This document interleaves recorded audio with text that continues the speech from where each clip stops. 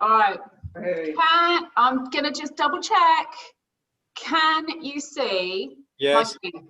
Yes, we can. Yes. Brilliant. Okay. All right. So this session, again, I want to try and make this really discursive. This isn't, you know, me lecturing at you. She says that she's about to present you with a group of slides. But really, I want to kind of focus the discussion more than anything. And I've got a poll in here. I want to get your views, some of your thoughts. And I think this is just food for thought, particularly given at the end of this conference. We will be going through all of the feedback, questionnaire feedback coming on later. So I think the ABP is constantly evolving, and as part of that, I want to see this very much in that sort of sense. So it's not a fait accompli, it's just a way of kind of formulating and helping to get some ideas discussed. So in terms of our sort of more recent development, so we obviously, Wednesday we had a look at the very etiology of the ABP and how it started. Yesterday, Matt and Uzma gave us a bit of a flavour of the first 100 members and I guess the early days of the ABP, and I think what was important to the association and what I think is still incredibly relevant today, and we're still very mindful of those original values. But I think actually now looking very concretely at some of the practical things that we've been focused on recently, but not everyone is always, and we've got a lot of new members, particularly through this conference. So I just want to kind of give a very brief update on that before we start to go on to some of the other points. So I think a lot of our time over the last year and a half, particularly Steve Apps and Alex Forsyth, has been around this introduction of a new certification process. And I think the reason we focused on that is partly because of need. HCPC were getting on our backs about some of the terminology that we were using for the post-nominals after our names. And I think quite rightly, we've updated the certification process and made it a much more, hopefully people would agree, fun process, you know, a process that actually involves mentoring, a process that involves dialogue, a process that involves a panel at the end that you're not put forward for unless your mentor feels that actually this is going to be a good fit for you. I'm delighted, obviously we've got Emma on the call today, but this is someone who would never have had the opportunity to become a certified business psychologist had it not been for the process that we've introduced. So I think that in itself speaks huge volumes, because look, I mean, Volunteer of the Year, hello. Obviously it's doing so with some recognition there. I think tied in with that, Alex has done an amazing job of really professionalizing our university accreditation process. So sort of back in the day, it really was much more of a kind of a two-pager list of checkpoints. You know, now it's more like, certainly haven't gone mad on the bureaucracy, but now it's much more structured. Alex will actually go to that university for a couple of days and ensure that actually the course involves practitioners, that it's got opportunities to involve people from local employment opportunities with those, and that the content itself is relevant, so that there is an ongoing need to make sure that the content is kept up to date. We've obviously started a podcast as well.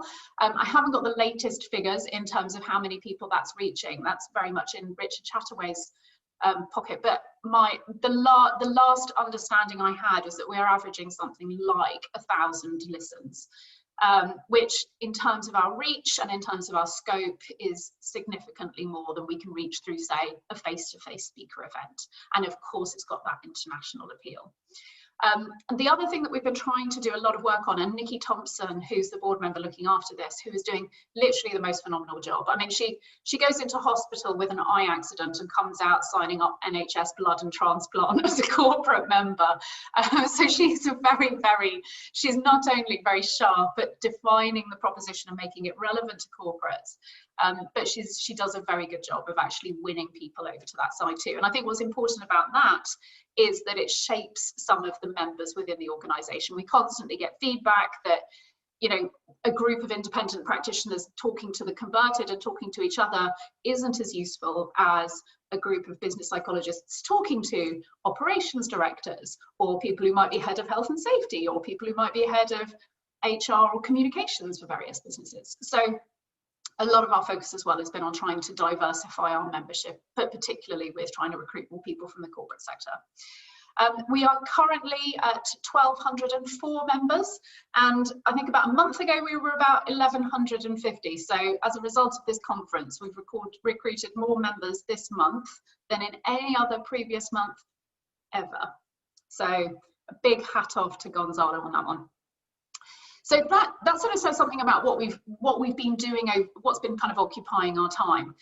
And if we think about the kind of the membership proposition and hopefully what makes us relevant at the moment, we offer these sorts of things. But what I'd quite like to do, I've asked Jade to prepare a poll for us at this point, because we do, I want to kind of get a flavour from people in the room as to what benefits are being used. But then if you like, use that as a platform to then, I'm going to stop the share and actually have a bit of a discussion about the sort of members, you know, the benefits that we've got, and see what sort of things might be, could feasibly be offering more of or less of.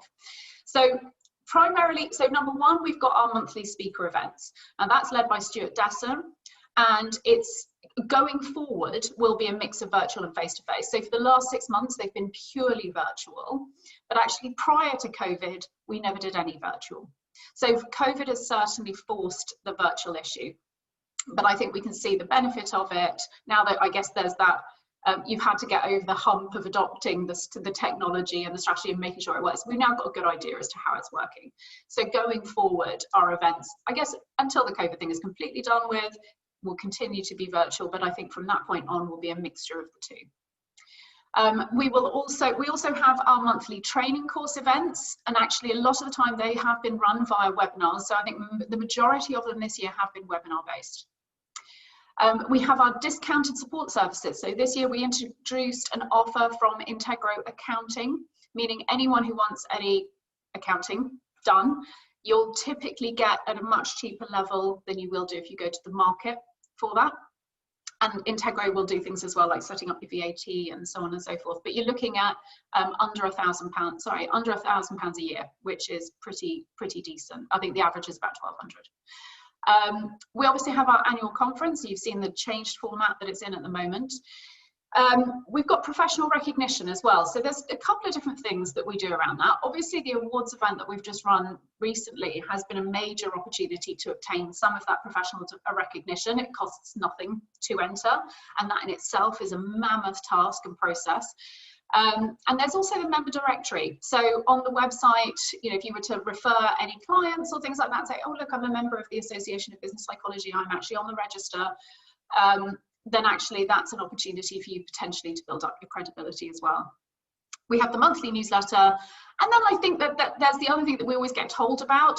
I'm not so sure how to categorize it other than just to say, we have our LinkedIn, the various events, the conference. So just networking in general.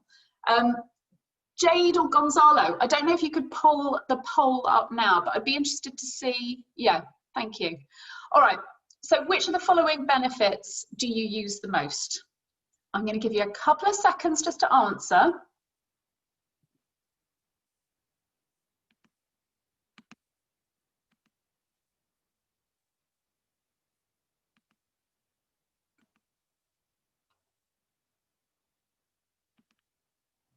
All right, has everyone had a chance to complete? 63%. Can you share the results then, Gonzalo? We're getting the last few, I think, 73. Okay, 3, 2, 1. Share results. Look at that. So annual conference is by far and away. I mean, bearing in mind that this is a limited sample, right? And it's probably a skewed sample as well, because everyone watching this right now is at the conference. But how interesting. So we've got 0 on the networking. Actually, it might just be easier to do a screenshot. Okay, I'm going to stop the share for a second. And I want to come back and actually ask people. So I'm going to invite you at this point to share why it is you don't use either our training events or our opportunities for professional recognition. But Lucy, you only asked for the only number 1. You didn't allow for multiple responses. Oh, I thought I did set it up to ask. I tried to click several and I could only click 1.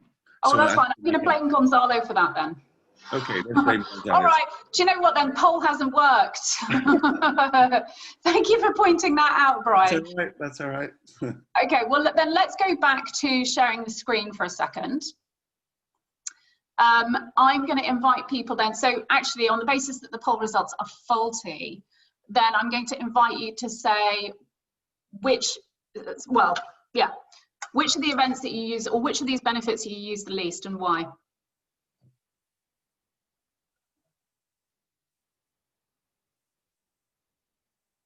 Discounted support services. Okay. I don't think I even knew about them, to be quite honest. Yeah, so that kind of gets us to another issue, which I will come on to in a moment. Yeah, same for me, I think. Does discounted support services sound like a good idea? Yeah.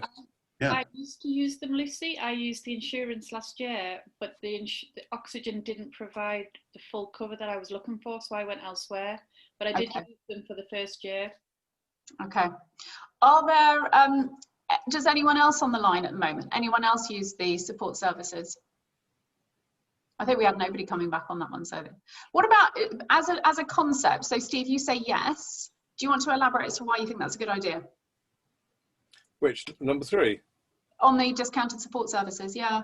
Well, I've used accountants and insurance probably for the last 18 years, and for the most part, they were quite expensive. Yeah. But I used to use Howden for insurance, which I'd picked up as part of when I was with the BPS, because they had a policy specifically geared toward occupational psychologists. Yeah. But it sounds as if I would have saved money if I've used the in-house services. But I wasn't aware of Oxygen, or possibly the account. When did the accounting one start? So the accounting one was new this year. We introduced it around April time. Yes. It was one of our virtual tea sessions, but actually it's now on our member website. So it's one of those things that you might be more aware of if you're a brand new member. Yeah, that would make sense. The thing is that there are now accounts packages online which for most small businesses do it all for you. Yeah. And it would work out at less than £1,000 a year. If you don't have to submit audited accounts, which most small businesses do not need to do anymore, you can get things like free agent. Yeah. And the fee for that's probably around £300 or £400 a year. Yeah. And that would include putting your own personal tax returns in as well. Okay. And VAT returns if you're VAT registered. You can do all of that through for a software package. Yeah. Because I think having the clout of being able to negotiate on behalf of 1,200 people gives us opportunities to potentially provide more discounted services to our members. But it's one of those, we've got limited volunteer resource, limited volunteer time. Does that feel like that could possibly be the best use of our time? I don't know. But thinking about what we do with our time going forward, is that going to be something potentially for us to look at? Are there other support services you'd like to see us try and negotiate deals on? Yes, Gonzalo. Shall we give it a go with the poll? It's fixed. Oh, okay, let's try that again. Look at how technical we are.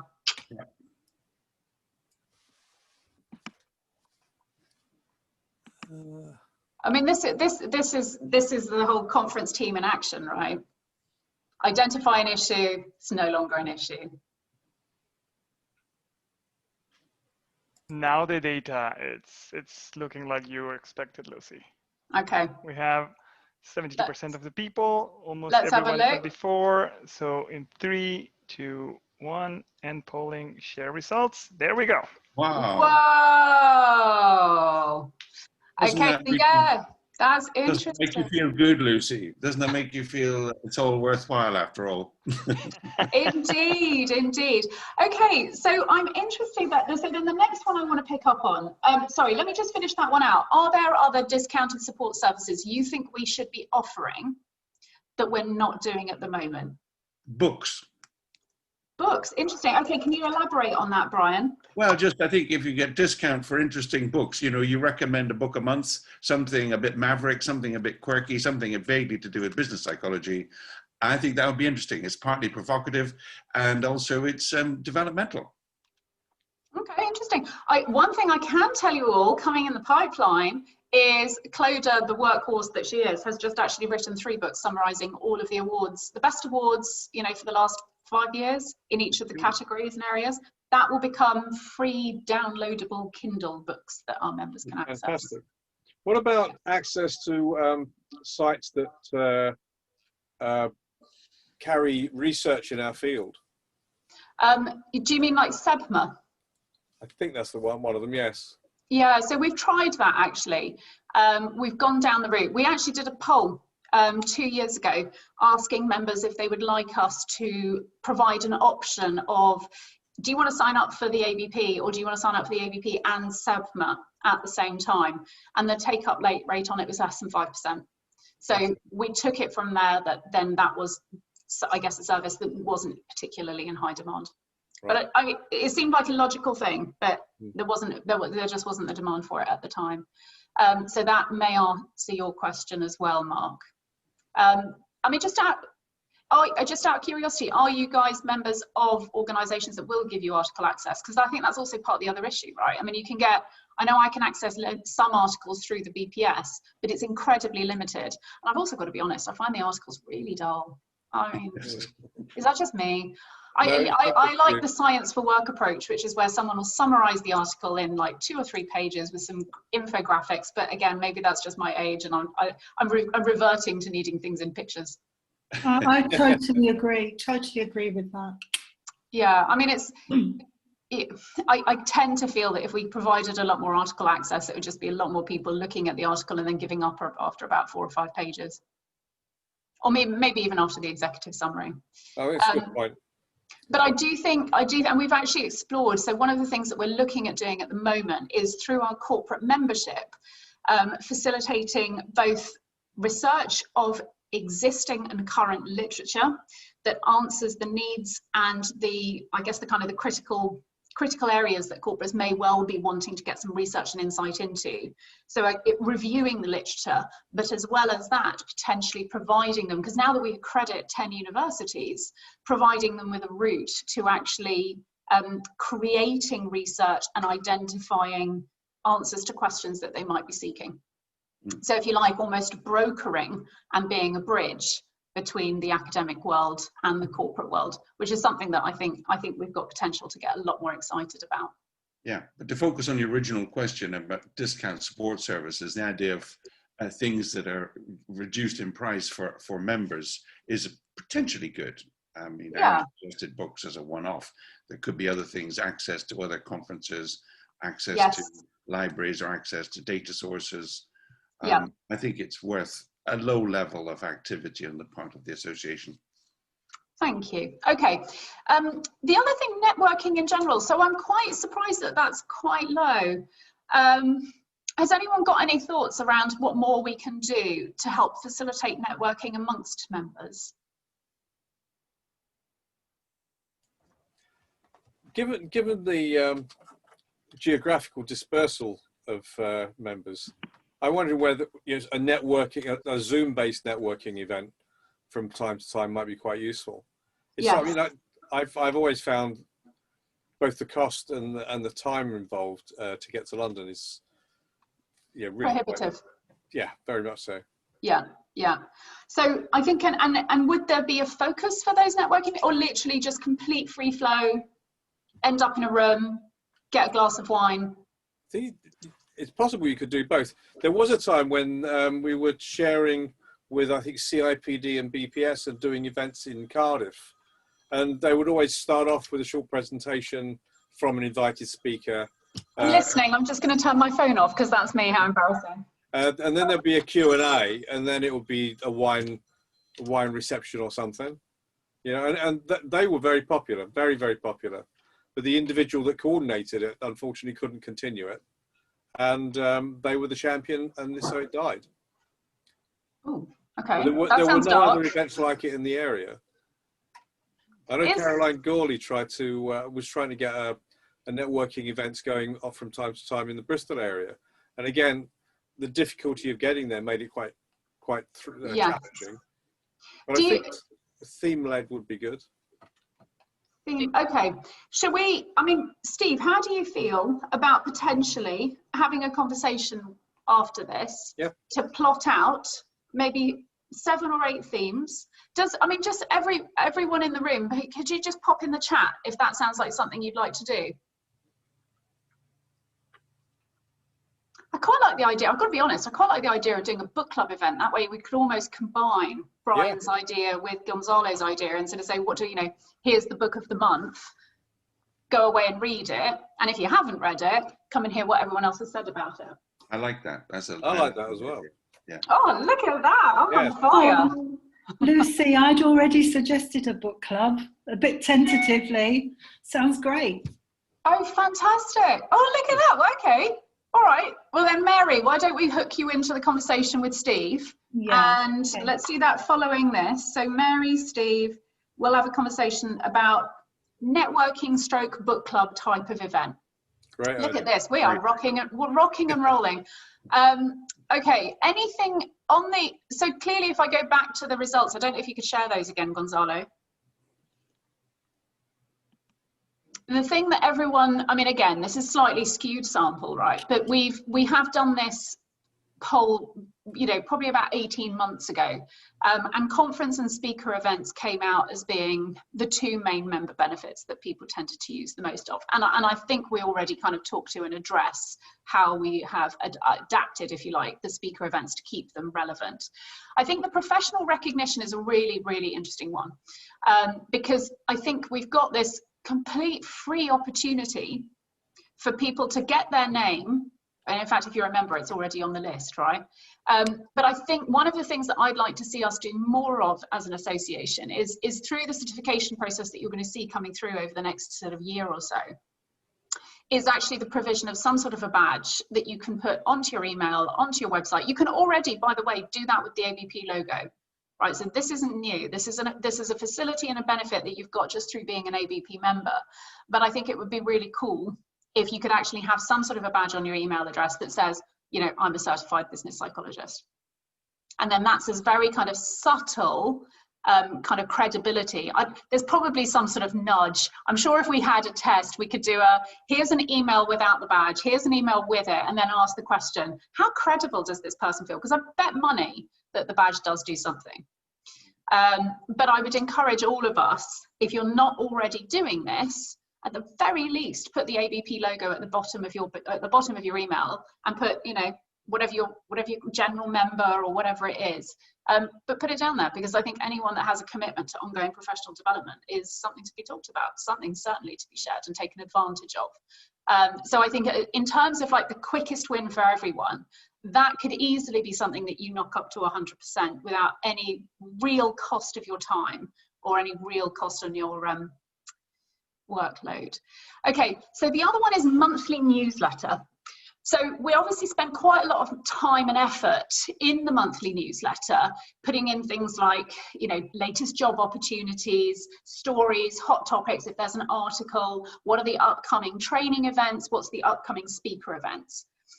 That's kind of what we try and do with that, if you like, is so that we stop you getting 4 or 5 emails a month and putting loads of stuff in your inbox, essentially. So the aim with the newsletter is to tie it all together in one place, and that you might kind of go, okay, I've got a free day on Friday. Is there anything I can do? Maybe I'll look back at the newsletter and see if there's anything I can take advantage of. Is there anything in the newsletter, or are there any opportunities we're not taking enough advantage of? Is there anything that you'd like to see us putting in there that you're not seeing? I hesitate to be the first yet again, but I think the idea of sharing anonymized, very interesting client work that people are doing mightn't be a bad idea. Interesting, yeah. Not a long, boring, puff about promoting themselves, but just literally 3 or 4 lines saying, look, very interesting work with client X, organization restructuring, or working with the management board, or whatever it was, just a few lines. So that if anybody's really, really interested, they say, well, would you mind sharing something about that with us, or whatever.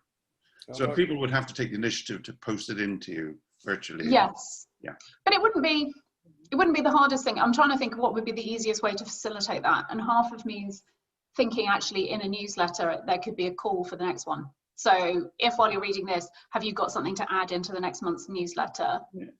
Write 2 lines. Reminded, here's the format. Yeah. Okay. All right, let me just pop a note. What do other people think of that as an idea? I think it's a good idea. We did start looking at trying to get people to submit case studies in the past so that we could have them on the website for general readership, and it was very flat. And partly I think it's because of the workload involved. But as Brian said, if it's literally is the what you call it, the bite-sized piece, so it gives a taste of what's happening. It's quite attractive idea. And it might encourage people to be a bit more open about what they're doing. Yeah. Which we I need think to hear. on the website, we've got to be a little bit more careful. But I think to answer your point, Steve, just to reassure you, because Claude has now done all of that work, so going through and editing 5 years worth of awards entries so that they're all the same language, the same consistency. It's not one person isn't doing I did this, another one's going, you know, Apta Solutions did blah blah blah. So it's all written in the same kind of format. Is that now that they are all presented in a consistent format, actually there is a project there waiting to be taken on board, whoever's got some volunteer time available. But we would love it if someone could actually go through what are the titles of the projects, and then compare that with things like keyword analysis and see what are the sorts of search terms that people are searching for, just so that we are titling things appropriately, but also with a view to it enabling reach and having people understand what our members are doing. Because those awards entries, I think, are a marker of a standard, because they've already been assessed. They've already gone through a really quite rigorous panel of judging and assessing. And so I think that's the sort of content that we'd feel more comfortable sharing on a more public platform. But I think on a newsletter idea, certainly this idea about what projects you're working on and if there's a call for any kind of associates, I think that sort of thing would be really, really vital. Yep. Yeah. Okay. Has anyone got general ideas? I mean, there's some wonderful things coming through in the chat. Everyone seems to like the book idea. Mary, you know, we might be needing to make some more use of your brain going forward. And I think the badges, so I got sent a badge to use and I went through the update. Well, I mean, everyone can use the logo, but I think going forward, we need to, for people going through the process when they get certification, they do get Gonzalo. Ask Gonzalo. He's the one who's even designing the logos in his spare time. Bless him. There are literally very little Gonzalo doesn't get involved with. What can we say? Highlight profiles from members. Okay, I think that's a really nice idea. Rowan, I don't know if you want to kind of talk a little bit more about that, but I think that's a lovely idea. Yes, of course. I think I haven't participated in any of, or I haven't spoken out in any of the sessions before. I am from Jordan, Amman, Jordan, which is in the Middle East. So I think that's really far from London. So I can't really network really well with the ABP members. So yes, I thought maybe in the newsletter we would put a picture of the ABP member. What does he work or what does she work? Key achievements or key highlights. So even us as business psychologists, we would know what other people are doing or what are the available streams to work and so on. So I love it. I think it's a good idea to network as well. So we get to know each other much better. Fantastic idea. Okay, I will have to have a think about how we make that happen, because of course, do you want to be featured as a member highlight? We might get 100 people respond and there's one newsletter a month. So I have to think about how we do that. And of course we want to make sure that we're focusing in like this conference, we could have 20, talks on coaching, but actually trying to get breadth represented, I think is also important. But I think it's a lovely idea and I think we can make it happen. So, all right. Guys, I think there's a lot of really great suggestions coming through. Obviously, with all of these things, when somebody asks you and you're on the spot, it's quite hard to come up with things. You'll probably think of it when you're kind of washing up at the kitchen sink later, at which point everyone's probably got my email address. You can follow all of the board member emails from the website on the kind of the team, the About Us page. If anything else pops up, do please contact us and let us know. Particularly if you're ready to put some volunteer time and resource behind it. That always makes me happy. Okay, so I'm going to go back to sharing my screen for a second. And I want to ask you, or I just want to share the next thing. Okay, so what have we got coming up? So again, thinking about the future, where is the ABP going? So sadly, Ben is leaving, he is stepping down, but he has done the most amazing job and we completely love Ben and we love what he's done. but it's time for him to move on. So we are in the process of recruiting a new chair, and we should be ready to announce that, I would have thought, by the end of November. The other thing, which is very exciting, that everyone keeps telling us to do, is for years and years and years, people have said that the one thing you need to do is do more of a spotlight on our members, raise our profile, do more about raising our brand in the broader community, say more about what it is that we do.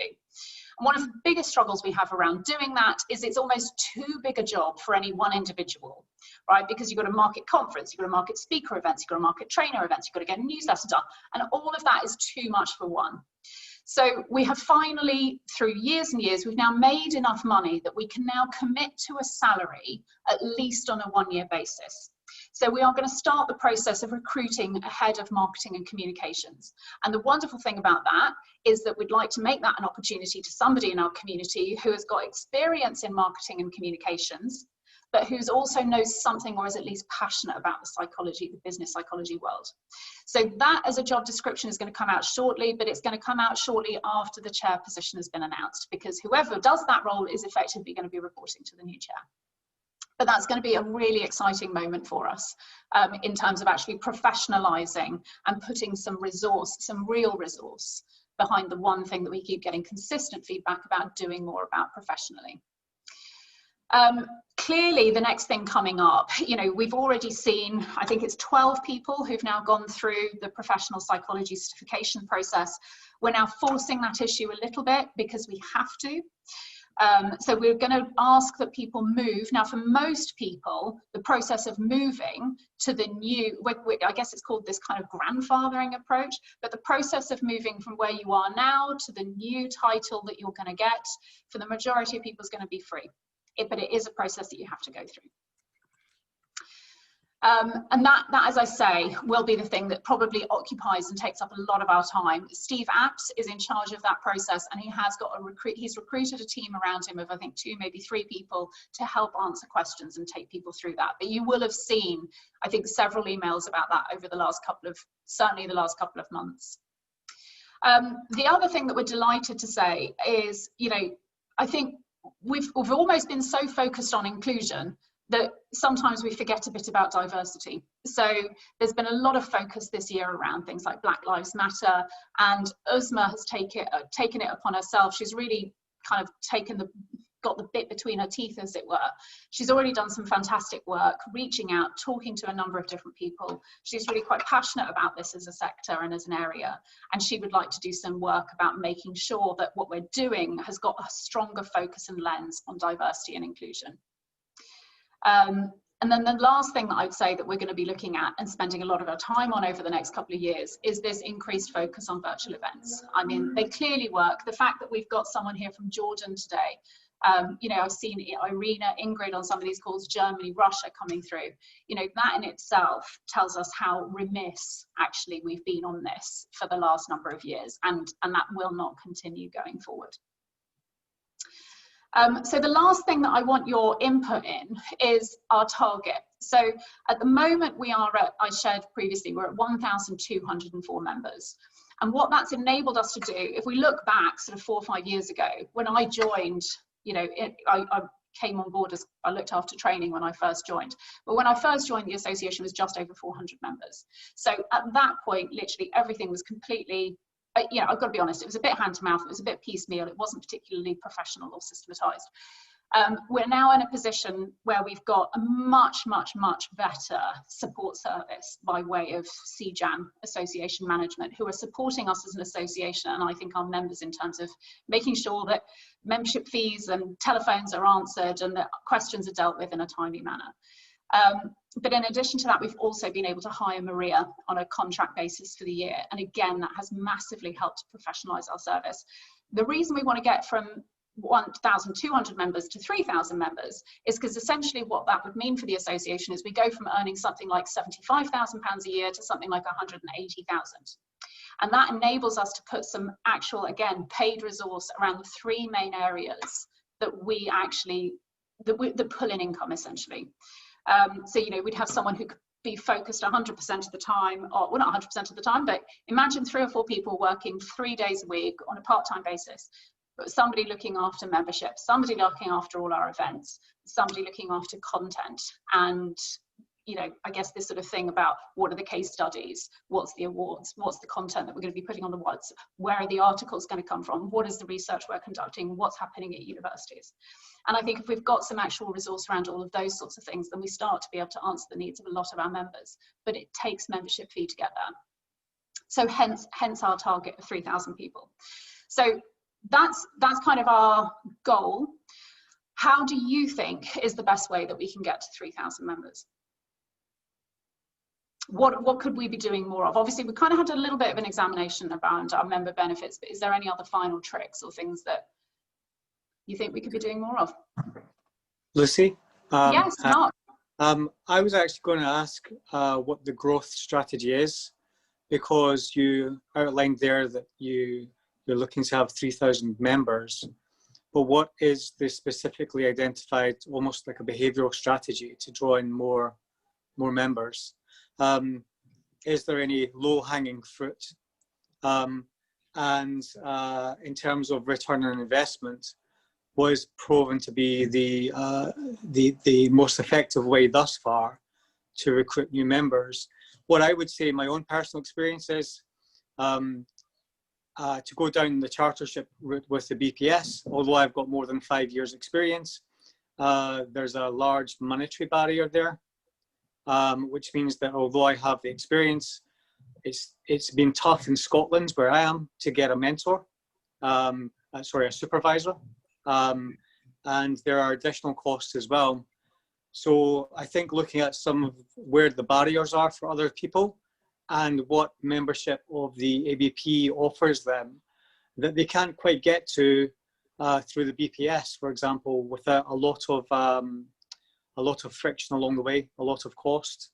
And another avenue potentially is university students, what the strategy is for bringing them into the profession. Are there talks being done to cohorts at universities? I used to do this for the Division of Occupational Psychology Scotland, where I'd go around universities and present, besides clinical psychology, counselling psychology, educational psychology as a career option. So that's maybe one or two things to think about. So I think to kind of answer your question, there's a number of different channels that we are, I guess, our strategy for getting to 3,000 members. I think the tricky thing with us is it's almost a chicken and egg. What is it that wants to make university students join our association and go through our kind of certification process? Well, it's probably seeing that it's effective and that it leads to them getting additional jobs and it helps them build network and things like that. So until you have a certification process and until you have people who are getting there and achieving things, it's quite hard to sell them on that. But I think we've got the foundations in place to do that now. So, a lot of talking or a lot of getting there has been around developing the certification proposition and making sure that it's solid.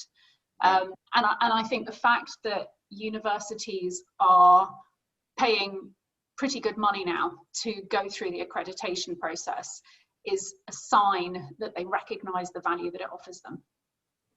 So that's a good news story, as in that foundation. But I think the other thing that we've been working on is our corporate proposition, because it's obviously a lot harder the effort involved in recruiting 20 people is not as much effort as involved in recruiting 2 companies that can, say, give us 40 members each.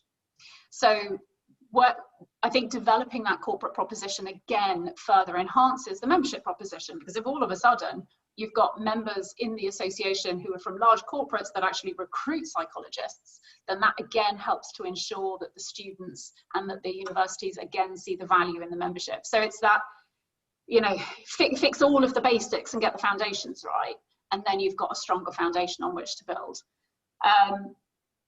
And I think the final piece is actually around the membership proposition. So I'd be willing to bet money on the fact that none of you will pay your membership next year if you had a terrible experience in this conference. None of you would pay to come back to another conference if, again, we did a terrible job.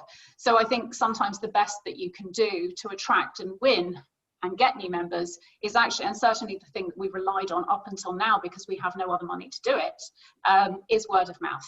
So you know, a lot when we ask people who is it or what is it that's made you join the association, to answer your question, what has worked for you so far, it is the word of mouth. So I think it's just doing a good job consistently and ensuring that that's being, well, basically pleading to all of you, talk about us, encourage other people to join, and that helps us in our job for sure. You could do what, first of all, I like Mark's points a lot. I think it's very powerful to identify both the barriers and the benefits for joining. I like your point, Lucy, very much too, about the corporate proposition, because if I speak to my big clients, they have never heard of Association for Business Psychology. It's you know, something they've just don't know what's about.